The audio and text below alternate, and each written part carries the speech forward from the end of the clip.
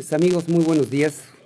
Nuevamente cambio en el debate con un tema que ha sido muy comentado, sigue siendo muy comentado y que está en los prolegómenos de resolverse favorablemente la iniciativa presidencial que se relaciona con las modificaciones a la Ley Federal del Trabajo. En esta ocasión nos está acompañando el licenciado Antonio Franco Gutiérrez. Él es veracruzano de origen, pero de corazón michoacano. Ya tiene más de 30 años aquí en el estado como servidor público. Estuvo en funciones en la administración del ingeniero Cárdenas como gobernador del estado. Y cosa curiosa, él estuvo en un centro de rehabilitación para gente enferma. Él es licenciado en psicología por la Universidad Veracruzana. Estudió la licenciatura en Derecho en la Universidad Vasco de Quiroga, aquí en el estado. Ha sido catedrático en diferentes escuelas. Es, como decía yo a ustedes, servidor público de la época del ingeniero Cuauhtémoc Cárdenas, y actualmente colabora en el Congreso del Estado como secretario técnico. Pues licenciado Franco, muy buenos días. Buenos días. Muchas gracias por haber aceptado la invitación y sobre todo por participar en este tema que muchísima gente no sabe de qué se trata. Es decir, aquí en el país lo que se hace con las modificaciones a la Constitución es que la ciudadanía no se entera, es poco participativa, y tal vez a eso se deba que la opinión general no cuenta para nada en lo absoluto y las leyes son modificadas a veces con demasiada frecuencia y con resultados totalmente nocivos para el país. A mí me parece que la actual ley que se está trabajando en la Cámara de Diputados por iniciativa del señor Calderón, pues va a perjudicar considerablemente a los trabajadores, que va a tener un impacto negativo en la vida económica de los mismos, que va a debilitar la participación y va a empobrecer aún más a los trabajadores. Y la otra cara de la moneda es de los grandes empresarios que consideran esta situación como un aspecto favorable. Son dos posiciones completamente encontradas. Desafortunadamente parece ser que todo va encaminado a esa aprobación que va a hacerle mucho daño a la gente. ¿Cuál es la opinión al respecto? Y además de la opinión, yo creo que es muy importante que podamos entrarle a las entrañas de algunos puntos, indicando con mucha claridad si efectivamente lastiman al trabajador o no lastiman al trabajador. Si van tratando de encontrar una respuesta positiva a los sindicatos, es decir, que tengan una actitud realmente que cubran la función que tienen que cubrir los sindicatos y que no sean parapeto nada más y protección de un montón de gente floja y desde luego de privilegio para los líderes sindicalistas. Muy bien, ingeniero Samuel Maldonado, muchas gracias por invitarme a este espacio de cambio. Y bueno, es una buena oportunidad para mí para poderte comentar algunas cosas respecto de este asunto, ¿no? De este proyecto de iniciativa de ley del presidente Calderón. Y bueno, a mí me parece que no va a ser tan afortunada, ¿no? Esta iniciativa, creo que a pesar de que se pueda aprobar por la cuestión de la mayoría, yo considero que tiene muchos asuntos negativos, mucha carga negativa respecto de que se pudiera violentar este legítimo derecho, porque yo soy de las personas que pienso que el artículo 123 constitucional forma parte de los derechos fundamentales, en este caso del derecho al trabajo y a la previsión social. Entonces a mí me parece que estas reformas, estas derogaciones o cambios que le puedan hacer a la Constitución política de los Estados Unidos, me parece que podría trastocar los derechos legítimos de los trabajadores. Esta es una reforma constitucional, y como reforma constitucional tiene que ser aprobada en principio en la Cámara de Diputados por más de las 2/3 partes, ¿no? Es una mayoría absoluta prácticamente. Reunirán esta situación en México y bueno, independientemente que se apruebe ya en México, pasará por todas las legislaturas de los estados. Entonces, siendo dominada por el Partido de Revolución Institucional, el Congreso Nacional y estando de acuerdo el Partido de Acción Nacional, pues esto quiere decir que va a haber una especie de RIP a los trabajadores, ¿no? Un requiem cantin pacha al sindicalismo mexicano. Claro. Que además, pues, ¿cuál sindicalismo, no? Es decir, es un grupo de rivales que se han entronizado en los sindicatos y que realmente han pasado a la historia, pero como grandes líderes corruptos.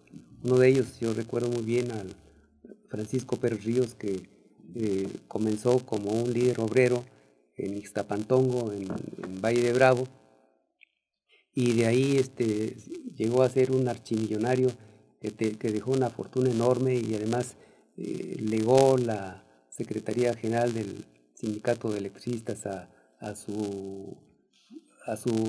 una persona que formó, que fue el famoso La Güera Rodríguez, así se le llamaba, y no digamos de Víctor Flores en ferrocarriles, etcétera, alguna serie de tipos que realmente han sido muy dañinos al país.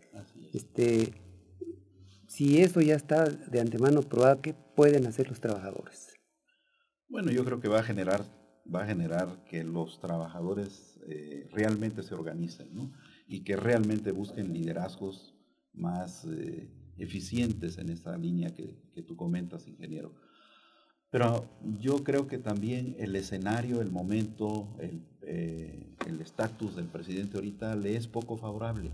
Yo creo que esto sí, a pesar de que la ciudadanía aparentemente no participa, tiene una actitud, ya sabemos, generalmente pasiva y deposita todo en los congresistas, pues también es cierto que por el momento, y yo considero por el escenario político que vive el país, la transición que está en puerta, de cambio de poderes, de cambio de presidente, pues va a hacer que esto no sea tan fácil, que esto no pase.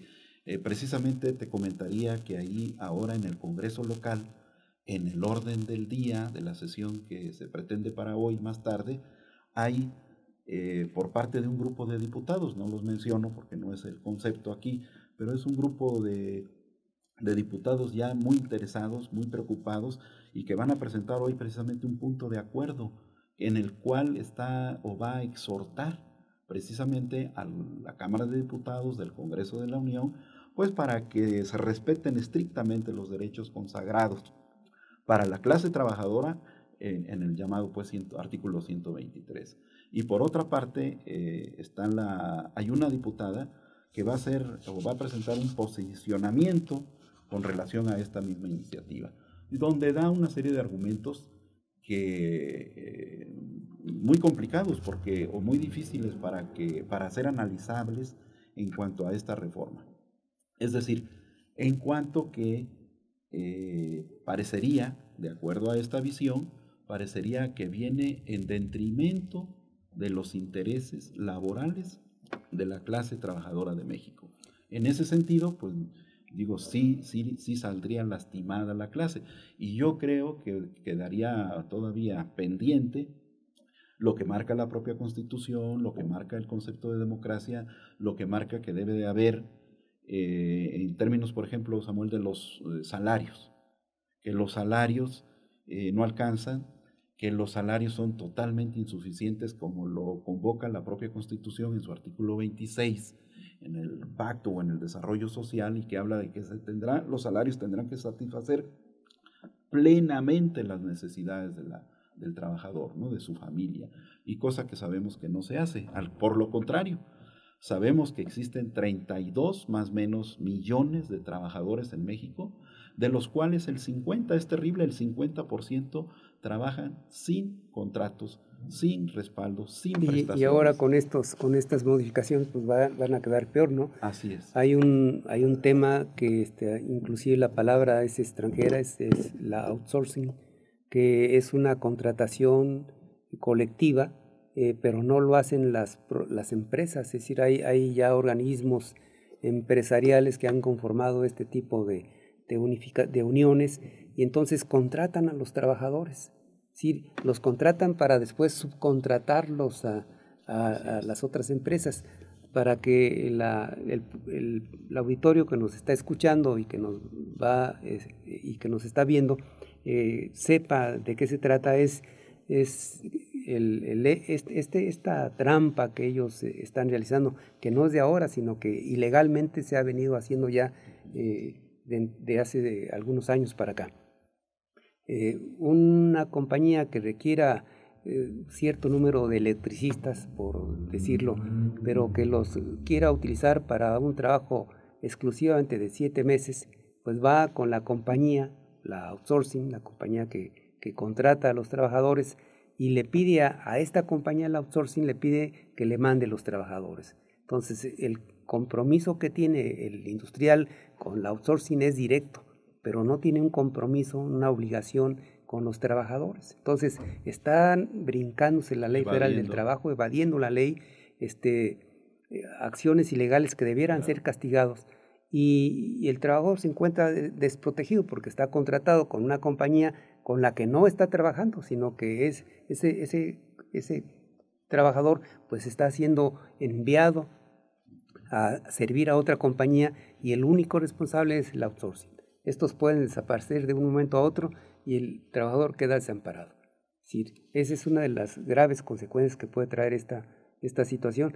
Pero la conducta de los diputados del Congreso Nacional, en este caso en lo muy particular, porque ellos son los que están analizando en comisiones este tema, a mí me parece realmente lamentable, ¿no? Un grupo de diputados que han sido electos, pero que la mayoría de ellos, por la vía plurinominal, están en esta comisión de trabajo, de previsión, y están dándole palo a los trabajadores permanentemente, ¿no? ¿Cuál es tu opinión en este aspecto? ¿Por qué? ¿Cómo lo consideras tú desde el punto de vista de las leyes, de tu carrera como abogado, ¿no?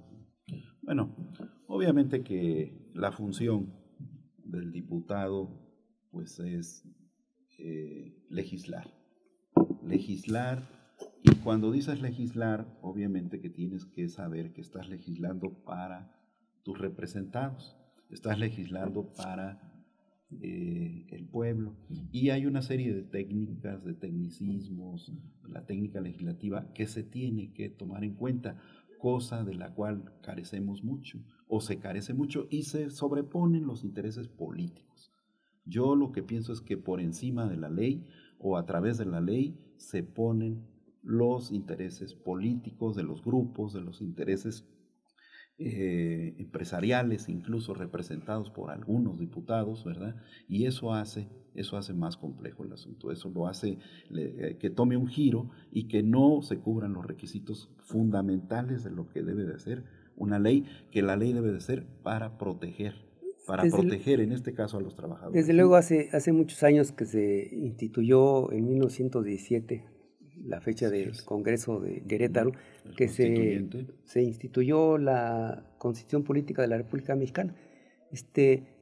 Tú has estudiado, seguramente has leído y releído paso a paso lo que se llevó a cabo en Querétaro, pero la conducta de los legisladores de aquella época, muy diferente. Es decir, claro, en ese entonces los que participaron en Querétaro venían discutiendo desde hacía algún tiempo, desde los momentos en el fragor de la batalla, inclusive de ese entonces, venían discutiendo las cosas negativas que había y cómo corregirlas. Y en el caso particular de la Ley Federal del Trabajo, pues esta se discutía en todos los rincones, en todos los campos militares, en las escuelas, en el ambiente andaba pues una inquietud por transformar Claro. la Constitución de 1857, Sí. Actualizarla, ¿no? Claro. Y no solamente no la actualizaron, sino que derogaron la Constitución del 57 y formaron la del 17. Pero había un interés particular en defensa de los trabajadores. Hoy no hay esa defensa en los diputados federales. ¿Por qué? ¿Cuál es la razón sustancial? ¿Cuál es tu opinión, pues, en ese Claro. sentido?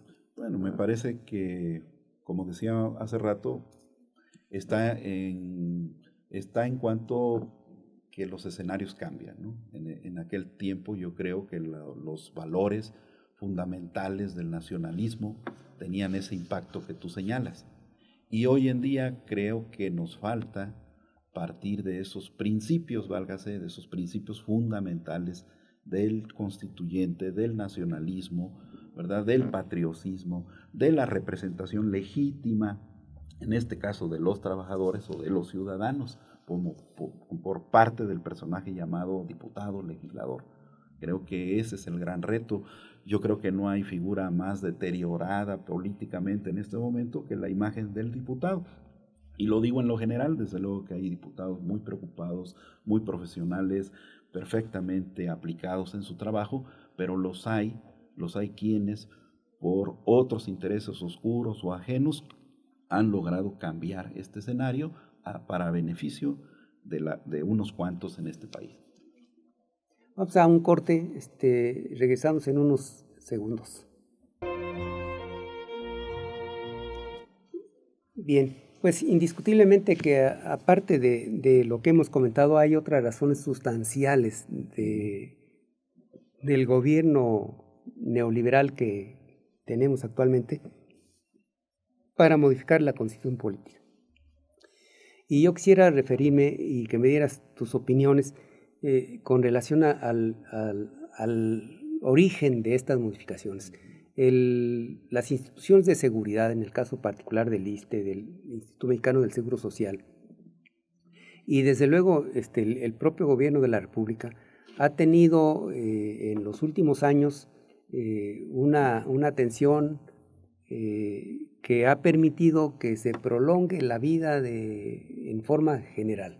Si antes una persona a los 60 años se consideraba ya como un anciano, hoy esa edad está rebasada, se encuentra uno en condiciones muy bien de seguir laborando, y no solamente a los 60, sino a los 70, 75 años. Eso ha prolongado la vida de los jubilados, y desde luego que eso le cuesta una enorme fortuna. Pues no le cuesta, ¿no? sino requiere de una cantidad inmensa para poder cumplir el Estado con las obligaciones hacia sus habitantes. En el caso particular del Seguro Social sabemos bien que hay un déficit enorme, que no hay las medicinas adecuadas, que hay una saturación de los servicios médicos, que hay además con el aspecto populista calderoniano que se tuvo de formar otro seguro popular, pues todo esto ha sido una carga para las instituciones que atienden la salud pública, ¿no? Y no hay recursos económicos, hay un déficit enorme.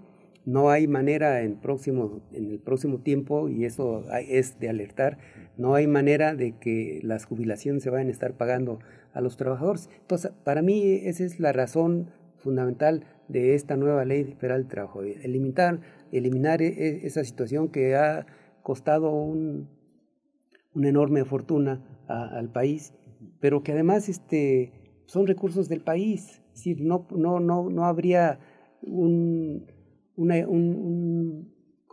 habría realmente un respaldo firme a esas modificaciones de la ley, ¿no? Es una arbitrariedad que se está dando en parte porque el gobierno federal ha dilapidado los recursos económicos del pueblo y no tiene ahora la forma de cumplir con las obligaciones que ha tenido. ¿Cómo observas tú esta situación? Sí, digo yo, en principio coincido en eso, desde luego, y creo y sabemos por los medios de que una de los grandes pendientes se basan en esta búsqueda de una reforma estructural para que el país avance, para que el país tenga mejor oferta de trabajo.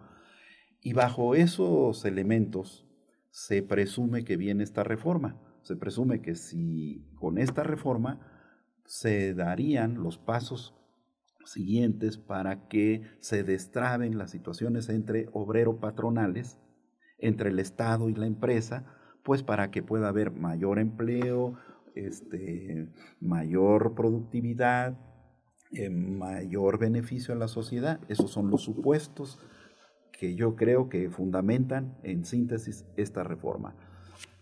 Es decir, la contraparte sería que no es real, que no es cierto, que es falsa, que estos elementos son falsos y que todo lo contrario, que vendrían estas reformas de pasar y no modificarse o no cuidarse, vendrían a lesionar los intereses directamente de los trabajadores, ¿verdad? Los dejarían en un estado de indefensión todavía más agudo del que actualmente se tiene. Entonces, parecería que ese es el gran conflicto de intereses ahí, entre los grandes grupos empresariales, obrero-patronales y el Estado, y la función del Estado, que la función del Estado es garantizar fehacientemente los intereses de los trabajadores. Por eso la ley, esta Constitución, fue presumida en su momento y en su época a nivel mundial y obedece a intereses eminentemente nacionalistas del constituyente del 17, las modificaciones del 31 y las últimas modificaciones de los años 70. Toda esa evolución desde la de 1857 a 1970, llevamos 40 años con esta ley y sigue siendo esta ley, este artículo pues de la Constitución 123, uno de los escenarios más legítimos de la defensa de los trabajadores en México y en el mundo. Sin embargo, la contraparte dice, la parte empresarial y la parte preocupona del Estado de defender los intereses de esa parte empresarial, pues en miras de capturar mayores beneficios, mayor inversión de otros países hacia México, la condición parecería que sería quitar estos supuestos candados para que se puedan contratar por horas a los trabajadores, para que se puedan correr o bajar o ya no llegar a las etapas de jubilación como señalas, y esto es lo que está en juego. Esta sería la situación que está en juego, y por eso... Y si no hay tantos, es decir, si con tantos argumentos en contra de esta ley, ¿por qué esa actitud cerrada de los... Me he preguntado yo mismo, ¿por qué esa actitud cerrada de los legisladores federales? En forma particular, porque es una ley que mandó, es una iniciativa de Felipe Calderón, y en los últimos días de su vida, ¿no? Bueno, claro, me refiero yo... Vida pública. No, es que le decía yo otra cosa, ¿no? Pero ya está terminando. Claro. Pero no se cansa de hacer daño. Entonces acaba de mandar esa ley que es truculenta, que no va a beneficiar a los trabajadores, que los va a perjudicar. Pero también, por el otro lado, no hay una reacción realmente de la sociedad en contra de eso. No hay una movilización, no hay credibilidad en los sindicatos. Los pocos que se han manifestado son minoritarios los que se han manifestado. ¿Por qué esa apatía, esa desmovilización que se tiene en el país? Si es triste, es lamentable. Sí. Yo opino en ese sentido que tiene que ver más con una cuestión de macroestructura, ¿no?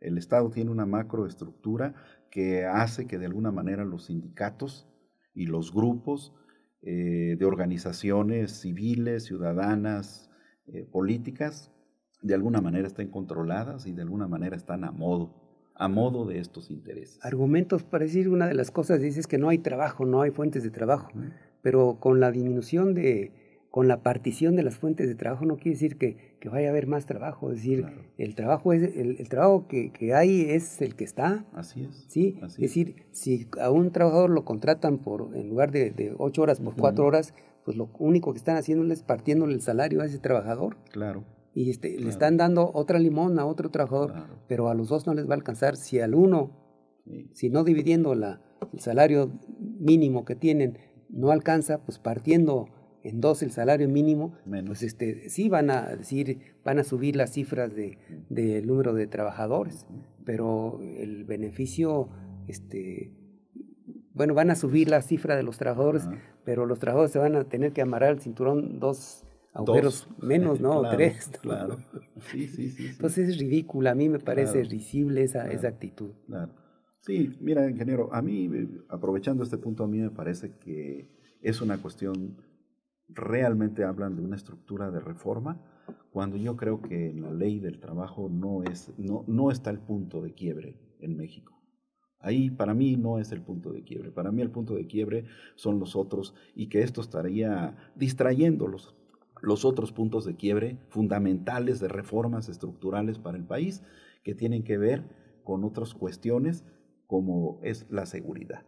La seguridad y la educación y la cultura son los elementos fundamentales en los que deberíamos de estar discutiendo, en los que deberíamos de estar trabajando como ciudadanos, como gobernantes, como legisladores, y no tanto en estas cuestiones en términos de que una reforma, esta vaya a resolver la situación. Al contrario, parecería que está la amenaza latente de que pueda salir contraproducente para los trabajadores de México.